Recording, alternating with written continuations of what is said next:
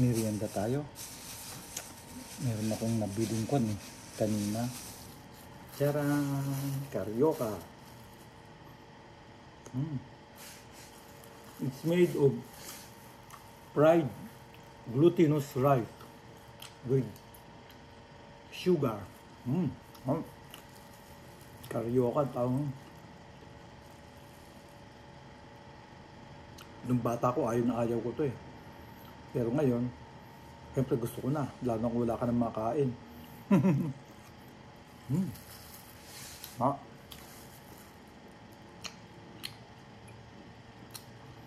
Fried glutinous rice coated with small amount of sugar.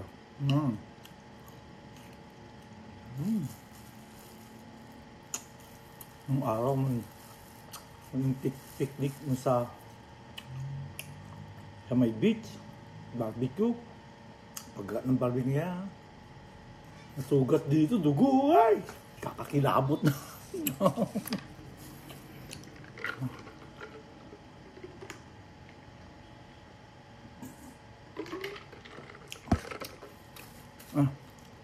Meron din ako nabiling kwan. So kanina. Lumabas ako kanina eh. May nadaanan ako. Bumili ako ng kwan, spare parts yung sasakyan na pinapagawa. Ito naman, kwan ba ito? Ayan. Kasaba. Kasaba. Anong itong kasaba? Kasabang kakanin. In English, anong English nito? Kasaba cake in banana leaves. Kasaba cake in banana leaves. Kasaba cake wrapped in banana leaves. Dapat mag-aral na ako mag-English.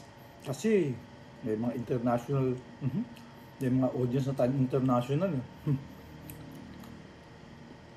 Pag international na tayo, hindi na tayo local.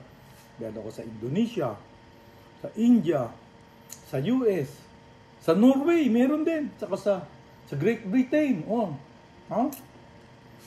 At sa Vietnam, Hong Kong, Japan.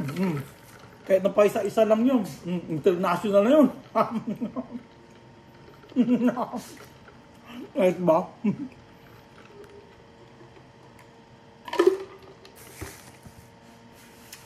Ang English dito, yung kasaba cake o baked kasaba wrapped in banana leaves. O kaya, grated kasaba baked in coconut milk and sugar wrapped in bano ko mag-English? Huwag na. Total, karamihan naman ng manunod sa atin, Tagalog eh. Lami kaayo sa Bisaya, sa Kapampangan, manyaman eh. Mabigat na siya ito ng merienda. Manyaman. Gimas, magimas tapo. Makabusog. Nga. Masamit, kung sa Pangasinan, masamit. Naimas sa Ilocano.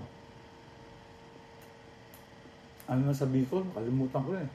Sa Ilonggo, namit. Namit yun. Namit. Kalami kaayo. Lami. Diyan.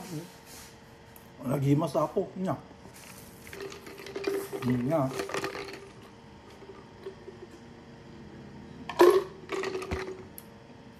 Alam nyo ba, ang daming dialect dito sa Pilipinas? Hundreds of dialect. Mayroon tayong 100 plus na dialect. Spread all over the more than 7,000 islands. Yung dami, ano? Iba-ibang salita. Pero, madali lang matutunan kasi may mga words sa kanila na nasa Tagalog. May Spanish pang Spanish, Malay, Indian. May Hapon pa nga eh, ne? Di ba yung Hapon, mahilig naman, ne? Ne? Mangko sa Kapampangan, ne? Maragol, ne? Maragol is malaki, di ba?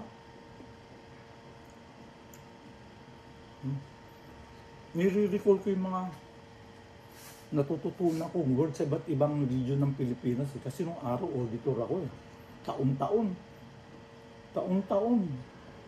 3 weeks ako sa isang lugar, 3 to 2 weeks, tapos isang 1 to 2 weeks sa Manila, gano'n.